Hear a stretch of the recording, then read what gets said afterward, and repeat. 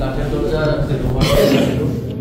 আর এই ফ্যানটা চলতে প্রচুর আওয়াজ হতো, মাথা এ হয়ে যেত, বাইরে সাউন্ড আসতো, এখান থেকে খাবার টাবার দিতে খাবার তো দরজার নিচে আমাকে এটা ভয় করে তখন বড় স্পেশাল আর মাস্কুল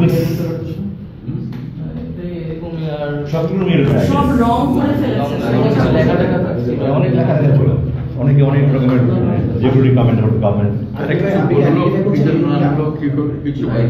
ওটা তো বলছে ইন্টারগ্রেশন রুমে নিয়ে যেতে পারবো, এখানে তো কিছু অল্প সময় থাকতাম, এখানে যতক্ষণ থাকতাম ততক্ষণ এখানে আনার পর চোখ খুলে দিত, আবার এখান থেকে বের করার সময় চোখ হ্যান্ডকাপ লাগায় তারপর ইন্টারগ্রেশন রুমে নিয়ে যেত। কতক্ষণ রাখতো ইন্টারগ্রেশন? ইন্টারগ্রেশনে তো এখানে সারা রাতেও ইন্টারগ্রেশন করতো, এখানে বা কোনো অজ্ঞান হয়ে গেলে কনসিয়াসনেস না থাকে এখানে।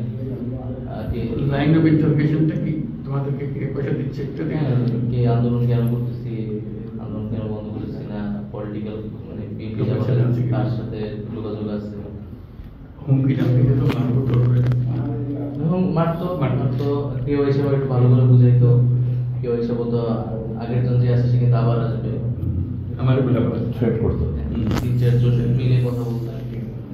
টিম বানাইছি তো।